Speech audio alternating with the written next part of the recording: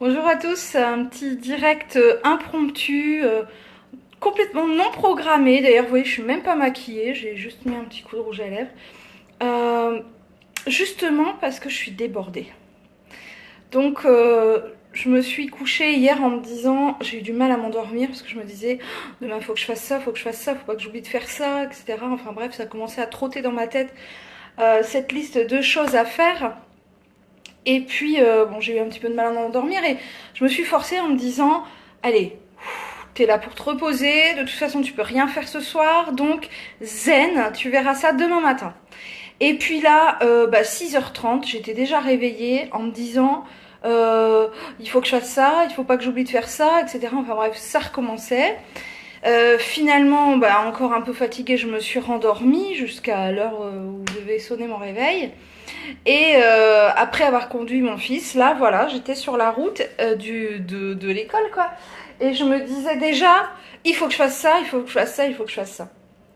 Et je me suis dit, mais vraiment, enfin, je sais qu'on a tous des impératifs, mais là, franchement, c'était un peu, enfin, c'est un peu trop. C'est vrai que ça m'arrive, allez, je vais dire sur 7 jours d'une semaine, au moins 5, de me dire, je suis débordée.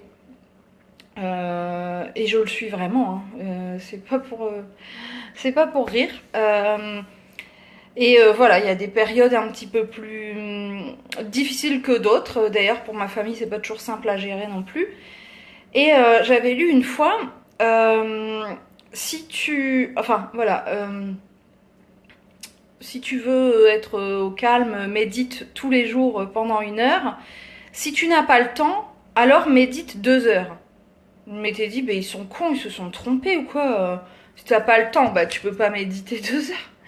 Et en fait, j'ai compris quelques minutes après. Je me suis dit, oui, en fait, quand t'as pas le temps, il faut que tu médites sur le fait de qu'est-ce que c'est que cette gestion du temps, quelles sont les priorités. Finalement, la priorité, c'est de vivre. Voilà. Alors, je sais bien, enfin, je suis la première à le vivre et à le dire là aujourd'hui. On a des priorités aussi qui sont complètement terrestres, des choses qui sont très matérielles et voilà, qu'on doit faire.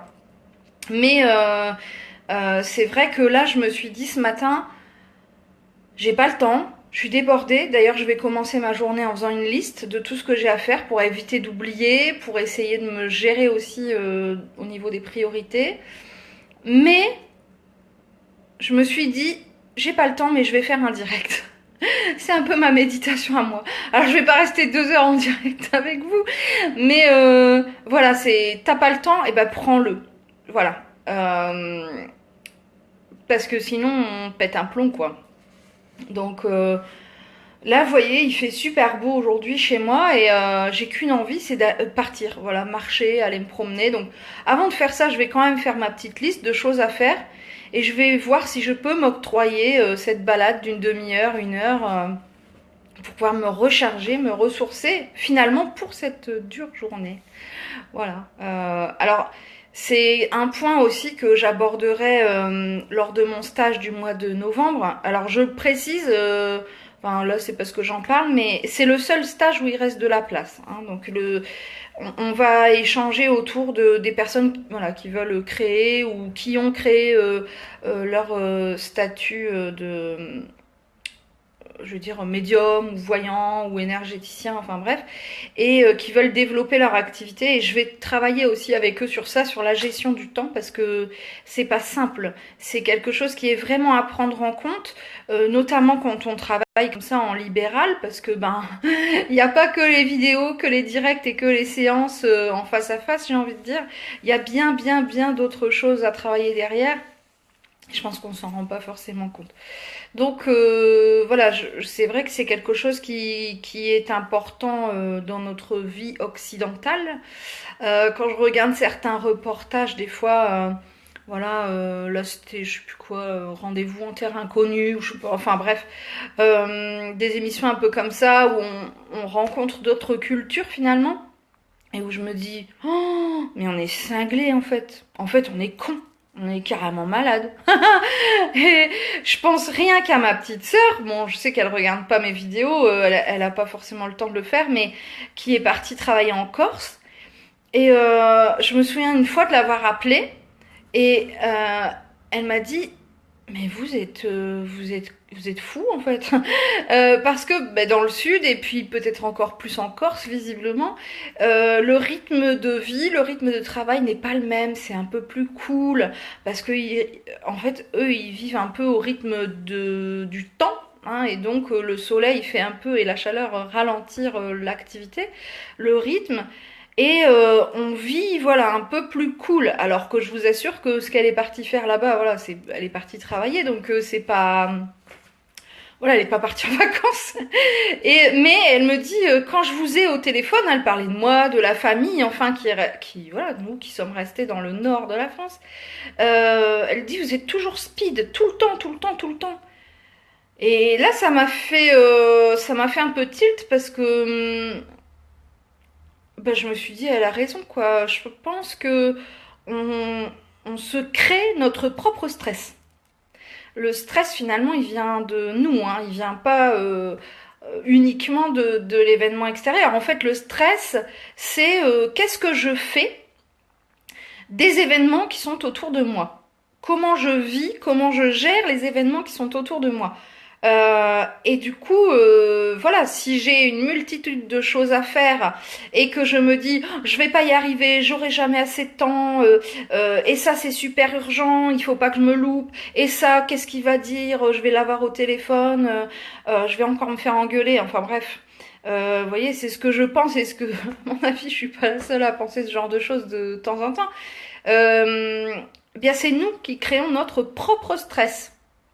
Alors que si nous prenons les choses dans l'instant, oui, on peut faire une liste des choses à faire parce que de toute façon, on est dans un monde matérialiste et que d'autant plus dans un monde occidental. Alors si vous êtes parent, que vous travaillez, peut-être même vous avez des personnes âgées ou dépendantes à vous occuper, enfin bon, une maison, un mari, enfin une conjointe, j'en sais rien, enfin bref, ça rajoute encore des responsabilités. Sans compter qu'il faut pas s'oublier non plus dans le lot. Enfin bref, voilà, je vous peins le tableau que vous connaissez déjà. Mais c'est vrai que on se crée finalement nous-mêmes notre propre stress quotidien.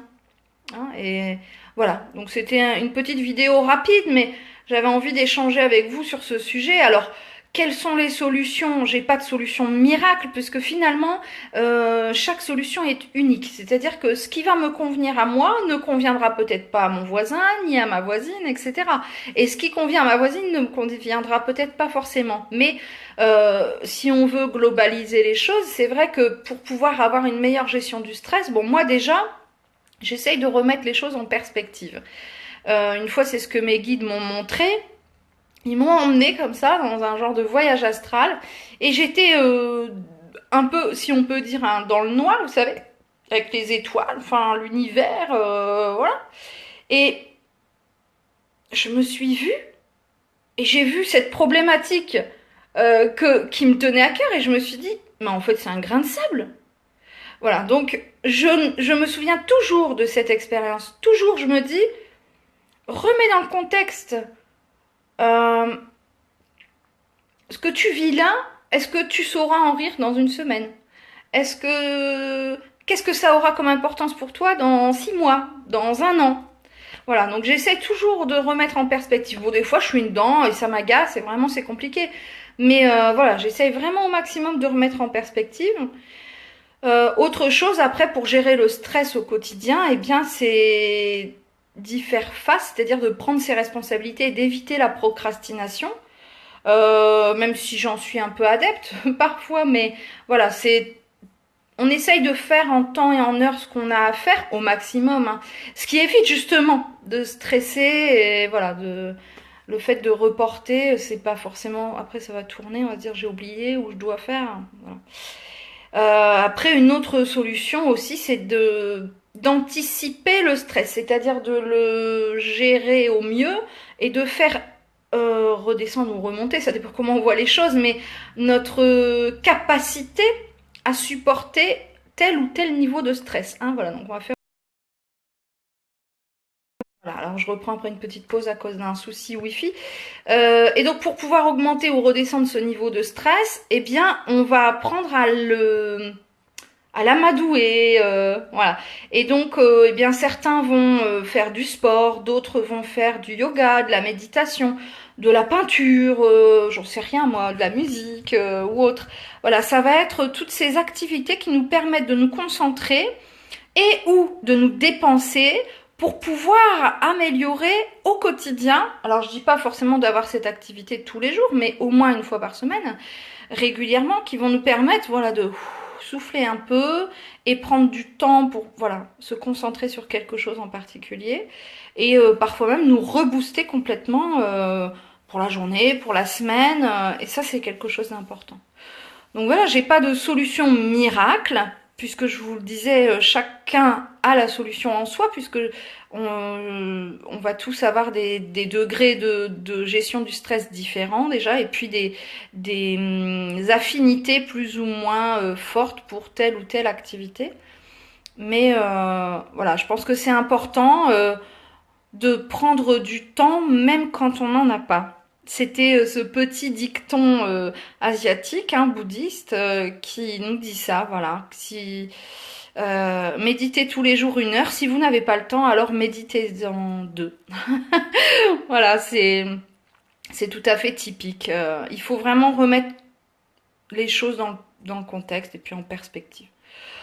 Voilà, donc vous voyez, j'ai perdu ou gagné 5-10 minutes avec vous. Pour moi, je trouve que je les ai gagnés parce que je me suis posée, vous voyez, je suis dans mon fauteuil, je me suis posée 10 minutes, j'ai soufflé un petit coup avec vous, et là, je vais pouvoir aller faire ma longue liste de choses à faire. Mon stressomètre va remonter parce que je vais encore me dire, oh, mais j'ai combien 24 heures? Oh, c'est pas assez. Et puis voilà, je gérerai comme je le pourrais, et puis je passerai à la journée suivante. Voilà, comme tous les jours. Voilà, je vous souhaite une journée un peu plus douce, un peu plus calme. Bon, aujourd'hui, je suis pleine d'énergie, donc ça va aller. Mais sinon, j'hésiterai pas à vous en demander un petit peu. Hein. Bon, ça, vous pouvez m'en envoyer. Hein.